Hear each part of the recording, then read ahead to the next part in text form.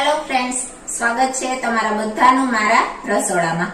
આજે હું લઈને આવી છું એક મુખવાસની રેસીપી, જે આપણે રાવણાના ઠળિયામાંથી બનાવીને તૈયાર કરીશું। અત્યારે ફ્રેશ અને તાજા રાવણા બજારમાં પુષ્કળ પ્રમાણમાં મળી રહે છે, તો તેના ઠળિયાનો ઉપયોગ કરી અને મુખવાસ બનાવીશું, જે ખાસ કરીને ડાયાબિટીસના દર્દીઓ માટે બનાવવામાં આવે છે।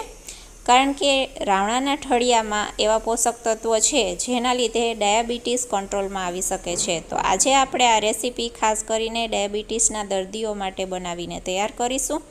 તો ચાલો આ મુખવાસની રેસીપી હું તમારી સાથે શેર કરીશ। આ મુખવાસ બનાવવા માટે રાવણાના ઠળિયા લઈ લેવાના છે। તેને પ્રોપર 2 થી 3 વખત પાણી વડે ધોઈ અને આ રીતના કપડાથી લૂસી લેવાના છે, કોરા કરી લેવાના છે।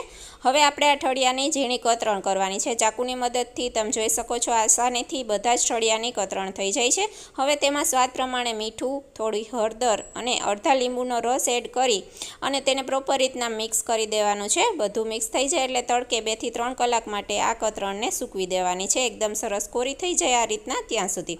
હવે એક પેનમાં થોડું ઘી લેવાનું છે, કતરણ આપણે ઘીમાં શેકી લેવાની છે રાવણાના ઠળિયાની। આ રીતના શેકાઈ જાય એટલે તેમાં થોડું આમચૂર પાવડર એડ કરીશું, મિક્સ કરીશું, જેથી મુખવાસનો ટેસ્ટ સારો આવે।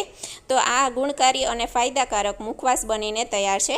દાંત વિનાના વ્યક્તિઓ માટે બનાવવો હોય તો તમે મિક્સી જારમાં ક્રશ કરીને બનાવી શકો છો। તો તમે પણ આ રેસીપી ચોક્કસથી ટ્રાય કરજો। ધન્યવાદ।